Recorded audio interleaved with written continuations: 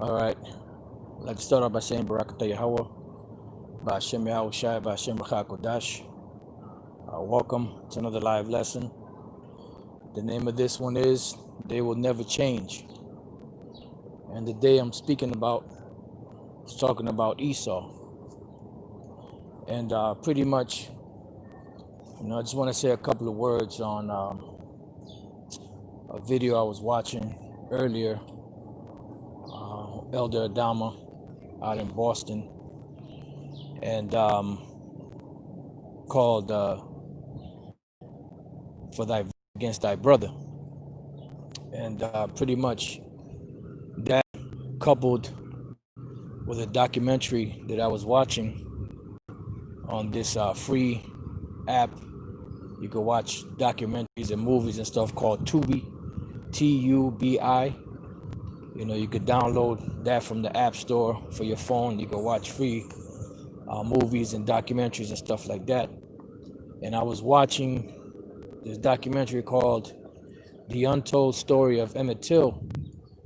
And that, coupled with the video that Elder Adama did, is pretty much what sparked this lesson here. Now, I don't really have any precepts, that I put together. Just something I wanted to do. I wanted to sit down. I'm at the park I usually come to, but there's a lot of people here, so they pretty much got the benches where I usually sit at. But nevertheless, the show must go on. So, as I was watching the video that Elder Adama from Boston did, pretty much he had said something in the video, because the first 7+ minutes or so was pretty much him playing clips of police brutality and how the police, are just straight up killing Jake, blowing him away for whatever the case is. And he said something along those lines, that they're never going to change or something like that. So that's, like I said, part of the inspiration for this, for the title of this lesson. And the bottom line is, you so-called Negroes, Latinos, and Native American Indians out there, you are looking for this devil to change. You're trying to say something to them or impart some type of wisdom to them or some type of understanding, or trying to give them some words that would make them change the way that they are. Well, guess what? You're wasting your time, because they will never change. They will never change. They were created to be who they are. They're doing a perfect job at what they're doing. They're not going to change. They will not be trained. They will not be turned around, because at the end of the day, this is of the Lord Yahweh B'Shem Yahweh Shai, and they are the whipping stick that the Lord used to beat us into submission. This is the book of Jeremiah 13:23. Can the Ethiopian change his skin, or the leopard his spots? Then may ye also do good that are accustomed to do evil, because these devils from the womb have been created to be the devil. And there's nothing that you could do or say or speak on, or there's no magic that you can work and put together that's going to make these devils change. They are who they are. They were created to be the devil. They were created to be our nemesis, our enemy. This goes back to the womb of Rebecca, that struggle that those children had. This goes back to Cain and Abel. This goes back to the seed of the serpent, or the serpent in the garden. And that has been the thing that the Most High created. He created the righteous and he created the wicked. And he created the wicked and the righteous to clash. And that's why you're seeing a lot of these things happening. It's the clashes between the two forces, the forces of good and the forces of evil, coupled with the curses that the Lord put upon our people. Now, I was watching the documentary called The Untold Story of Emmett Till, and pretty much in that story, they were pretty much given the account of what took place, how they lived in Chicago, and he was a prankster, a jokester, a mischievous individual. You know, he was doing a lot of stuff because that was fun to him. And they were told, that he shouldn't go down there, something along those lines. But they ended up going anyway because the other Jakes that went down there, they already knew what the deal was with them Edomites down south in Mississippi. And that's where they went. Money, Mississippi. And pretty much what happened was, they went into the store. He bought some bubble gum, I believe it was, and he put the money in the Edomite woman's hand, and she pulled her hand away. And back then, how these devils were with Jake. So that was a no-no. Nevertheless, they left out the store, blase. The woman came out, forget what she said, and she went to her car or whatever the case is. And that's when he whistled at her. And after that, they left, everything seemed like it died down. About 3 days later, I believe it was, they came looking for him. And when they found him, they told him that they were just going to take him, whoop him, and send him back home. Nevertheless, when morning came, one of the individuals that was there, which was a young man like himself, back then knew he wasn't coming back. So then they finally found his body. And when they found it, the one individual saw him, they cut his tongue out, they cut off his privates, and he didn't go into too much detail after that. So they brought him, they wanted him buried right away. So they nailed the pine box together so that they couldn't, nobody could see the body. The mother wanted to see the body, and she smelled the stench, but before she smelled the stench, she said she wanted to see the body. And then when they finally opened the box up, when they finally got the box open, she came to view the body to see what was done to her son. And she said before she got 3 blocks to the place, she said there was a nasty, disgusting stench that covered 2 or 3 blocks away, and there was a horrible stench, she said. And she said when she got there, she saw his body. She said his tongue had been cut out, and she seen it hanging on his face. Then she said his right eye was pulled out, hanging on his cheek. The other eye was totally gone. She said she looked down and she saw a hole by where his temple was, and she said she could see daylight to the other side, which means they shot him in the head. And then after that, she said when she looked, his ears were gone. And then she said that somebody had taken an axe and chopped in the middle of his head and severed one part of his head from the back part of his head, and she decided she wanted to have an open casket viewing of the body, so that no one would ever have to go through that again, and that was a horrible thing that happened. Now, we understand scriptures like, let his blood be on us and on our children. And a lot of these Jakes that suffered a lot of these fates was because they put a curse on themselves and the children, which happened during slavery and so on and so forth. But the point is that these devils have so much hatred for Jake, especially Judah, that they would take a child, and do all that to him. He was a young man. They would take Jake in general, chop their rods off, beat him, strangle him, hang him, set them on fire. So even after they're dead and there's no more pain that they can inflict, they just keep on dismantling and dismembering this individual, because that's how much hatred these devils have for Jake. And that hatred goes back to the womb in Genesis, the 25th chapter. So there has to be some type of payment or payback that has to take place, because those were murders, and those murders have gone unanswered. They've gone without any justice. They've gone, unexplained. There's nothing that has been rectified. There's nothing that has been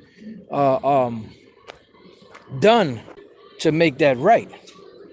Let's get real quick the book of Zechariah 11:5. It says, whose possessors slay them and hold themselves not guilty.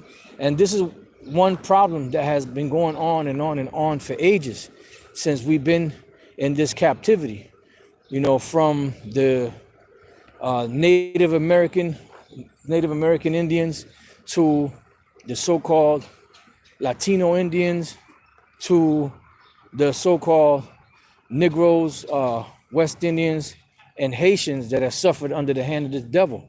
There's been nothing but injustice, and there will not be any justice because the people that are in power are not going to hold themselves accountable for what they deem to be nobodies and just slaves. And Jake is trying their best to try to figure this man out, trying to make him change, trying to be nice. You play by the rules, you still get stung. So it doesn't matter. This devil is not going to change. He was created to be that way. That's why it says, whose possessors slay them and hold themselves not guilty. And they that sell them say, blessed be the Lord, for I am rich, and their own shepherds pity them not. And not even among Jake, these so-called pastors and so-called leaders, they're not sparing you. Because if they were sparing you, these leaders know that you are the Israelites. They know that. The Al Sharptons and the Jesse Jacksons and the Farrakhans and all them, they know that you're Israelites, but they're not going to tell you that. They're not going to explain to you why you're going through what you're going through. They're not going to put your mind at ease, and tell you, look, there's going to be retribution or payback eventually. They're not going to tell you that because they're nothing but a bunch of sellouts, and they're a bunch of members of the Boule Society. And they're not going to mess up their benefits that they're getting from these devils. I'm looking for another precept. Just bear with me. This is Habakkuk chapter 1, verse 4. It says, therefore the law is slacked, and judgment doth never go forth. For the wicked doth compass about the righteous, therefore wrong judgment proceedeth. And this is what we see, because the judgment that they're given is based off of their penal codes. So they're not going to judge rightly for us when they're the ones in power. They're the ones that are in the authority seat. They're not gonna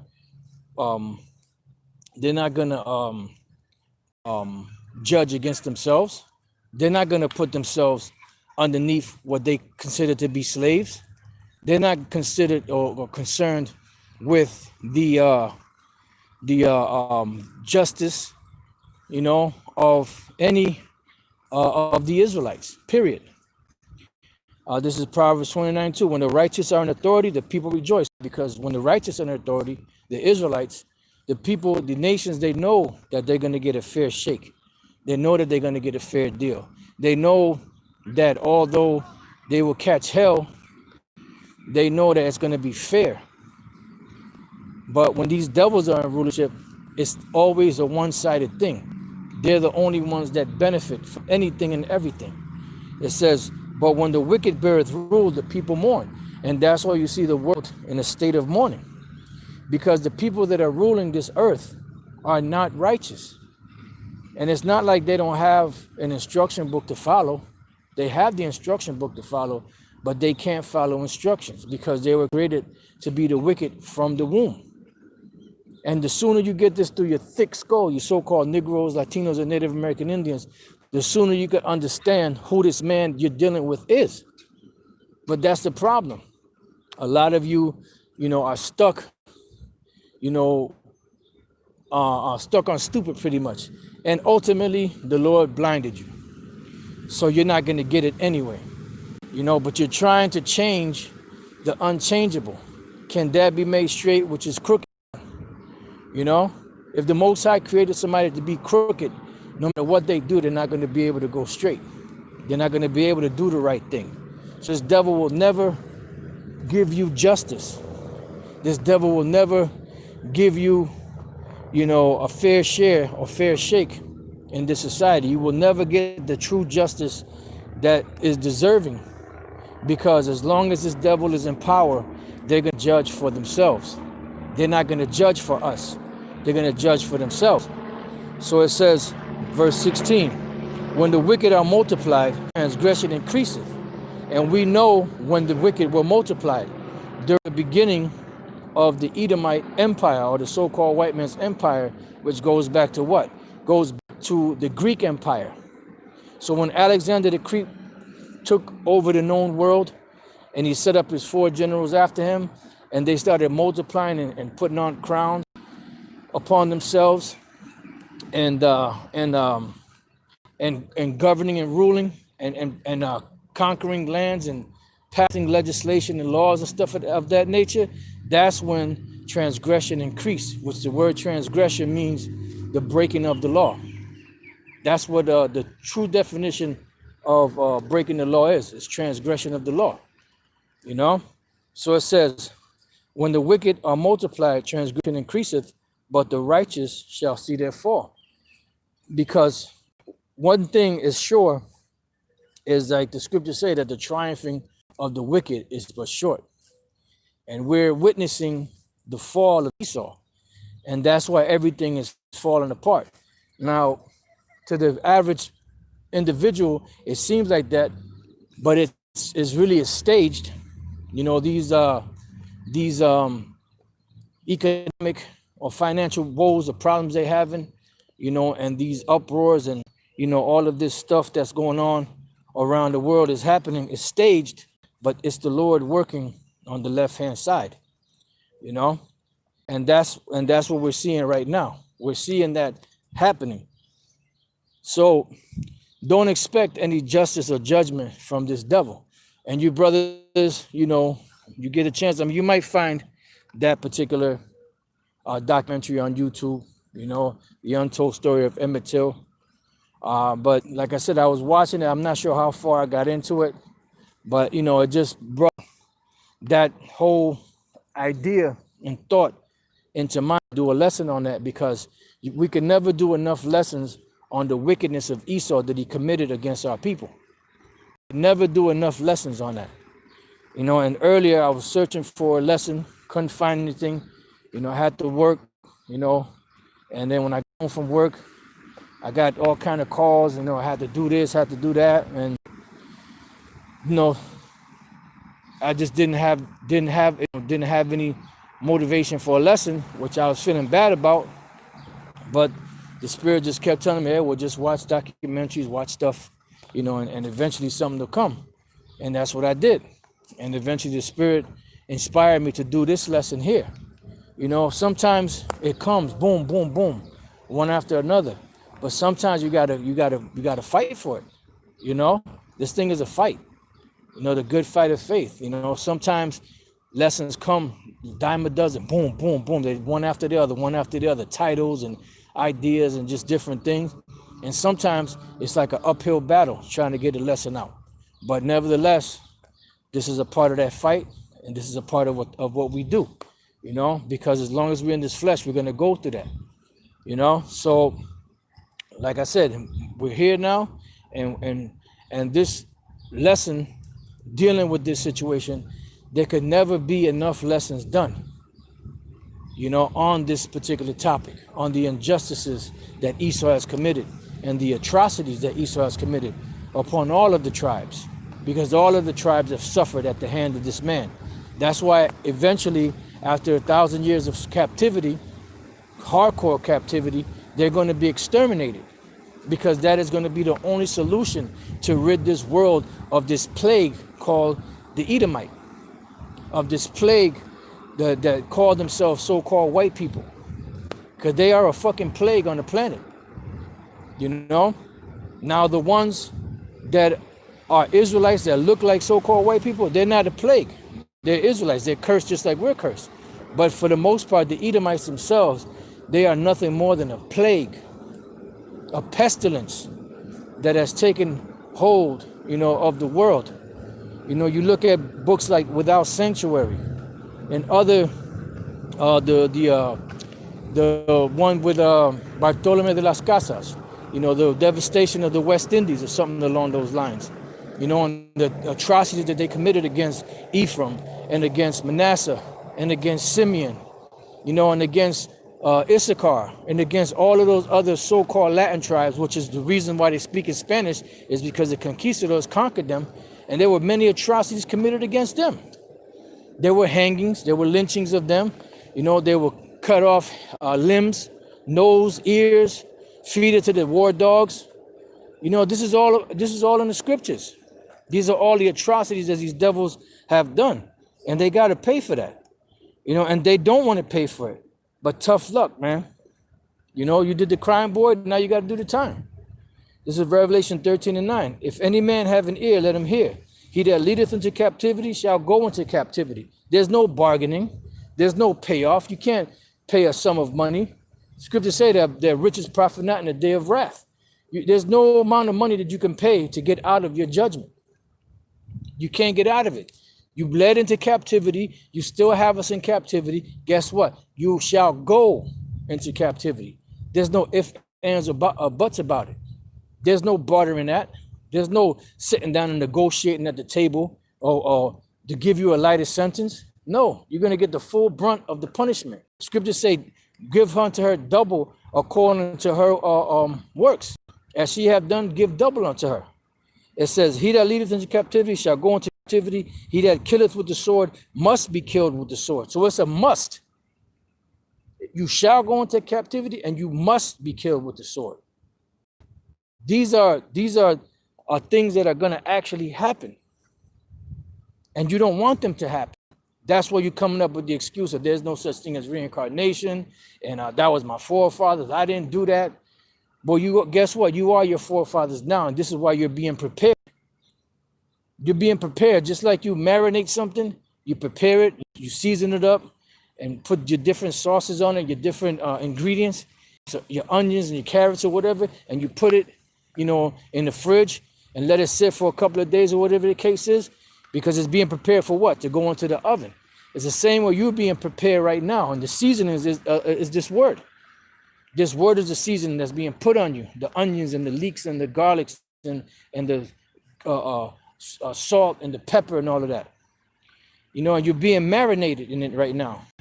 And eventually the Lord's going to put you in the oven, and he's going to cause you to actually feel the effects of these words. Because you have to pay. You have to pay. We had to pay. Here is the patience and the faith of the saints. We had to pay, so do you have to pay. Let's go from there to Jeremiah 49:12. Here it is, we're the beloved of the Most High, the people that are closest to him, and we had to catch hell. We had to go into slavery. We had to have all this evil done unto us. But now you being an Edomite, the ones that the Most High hates, you're just gonna escape and not suffer anything, punishment. You must be out your motherfucking mind, man. This is Jeremiah 49:12. For thus saith the Lord power, behold, they whose judgment was not the drink of the cup have assuredly drunken. So we, as the people of the Lord, we weren't supposed to go into captivity. That's why Ezra said, well, Lord, if the world was made for our sakes, then why do we not have a portion with the world? How come other lords are being lords over us? If we're supposed to be your beloved, your firstborn, Why are we going through the situations we're going through? So it says that we weren't supposed to drink of the cup, but we surely drunk of it. It says, and art thou he that shall altogether go unpunished? So are you going to go altogether unpunished? Are you going to, you put hell on us. You brought us down. I mean, you did all type of evil, wicked madness to us, from raping our women to cutting our men's rods off, hanging us to, all kind of shit, raping the men, Buck. Yeah, Salakia, this thing acted up. I don't know how much of that it caught, but hey, the hell with it, we're going to move on. This is Lamentations chapter 4, verse 20. I guess it's getting too hot for these devils, I guess it's getting a little too hot for them. That's why they they're cutting the feed and all that. But hey, whatever. It says this is Galatians 4:1. Rejoice and be glad, O daughter of Edom, that dwellest in the land of Uz. The cup also shall pass through unto thee. Thou shalt be drunken and shalt make thyself naked. And you're gonna pay. You know, you can cut the feed. You can do whatever you want to do. You can, you know, kill as many Israelites as you want to kill. But eventually, you're gonna have to pay for everything. The more you do, the more you have to pay for. Just keep that in mind. You know, and as we've been telling you, these devils are watching too. These international bankers are watching the videos. These celebrities are watching the videos. These entertainers are watching the videos. These politicians and, you know, people high up, you know, in the government, they're watching these videos because these videos are very impactful. You know, they are reaching the four corners of the earth, and there is a lot of information that's being brought out by the ones that they deem to be insignificant. But that's all right. We'll wear that hat proudly, because at the end of the day, the Lord is going to be the one to justify everything that we're saying. That's why it says that if any man speak, let him speak as the oracles of the Most High. You know, and it also says that thou mayest be justified in thy sayings, and that thou mayest be justified in thy saying and overcome when thou art judged. Okay. So now let's go back. It says the punishment of the earth is given into the hand of the wicked. And who is in control of the earth? The so-called white man. And the scriptures say that the Edomites are the wicked. So by process of elimination, if the Edomites are the wicked and the earth is given into the hand of the wicked, and the people that are ruling today on the earth are the so-called white people, that it stands to reason that they are the Edomites, according to the Bible, according to prophecy, according to the characteristics of Esau. They were a cunning hunter, you know, expert in hunting. They used their sword which was their blessing to get everything that they have. You know, they use their guns, their tanks, their missiles, and all of that. So everything ties back to you, Esau. So regardless of what you do, regardless of what you say, regardless of what you try to stop, you ain't gonna stop the work of Yahweh B'Shem Yahushua. You're going down, and you're going down in a bad way, you know. So when you brothers get a chance, you know, you could download that Tubi. It's TUBI, which is free, you know, movies and documentaries and stuff like that on your phone. You can go to the App Store and download it there, and you can watch free movies. I was trying to cast it to my TV, but the casting logo wasn't coming up. It's there, but it's not highlighted, so I don't know if it just won't cast because of that or whatever the case is. But nevertheless, that documentary, I think I probably watched maybe a little less than half. The untold story of Emmett Till. There's a lot to it, man, you know, and that's just one scenario, you know. And regardless of whether, you know, Jake deserved to be treated like that or not, the point is that they're still the people of the Lord, regardless of how wicked they may be. And that's the Lord punishing them. But guess what? The same way that he's punishing them, the people that he's using to punish them, they're going to get punished. Matter of fact, let me leave you with this last precept. Hopefully this stream don't act up, but let me leave you with this last precept back in the book of Jeremiah. Jeremiah chapter 30 and verse 16. It says, therefore all they that devour thee shall be devoured, and all thine adversaries, every one of them, shall go into captivity, and they that spoil thee shall be a spoil, and all that prey upon thee will I give for a prey. So pretty much, when you cease to spoil, you're going to be spoiled. So you're at the time where you're about to enjoy your so-called New World Order, well, guess what? That's when you're going to have to pay, because the Lord is going to bring you down. The Most High is the power of justice and of judgment, and by him actions are weighed. And you have been weighed, and you have been found wanting. The writing is on the wall. Your time is up. You've been given a certain period of time to rule. Now it's time for you to go down. You know, and you're going to go down. Your destruction and your demise is going to be the worst that has ever been on the planet. There's never a nation that was brought down as wonderful and as horrible and terrible as you're going to be brought down. It's going to be legendary. You know, it's going to be something that's going to be so phenomenal that it's going to be the new talk of the town. You know, Egypt, the deliverance from Egypt is going to take a back seat to this deliverance and this destruction that's coming to America, which is Babylon the Great. So with that, the spirit is still kind of on me, but this feed keeps acting up. So, Lord's will, you brothers have been edified, and you get a chance, watch that documentary. Till the next time I say shalom.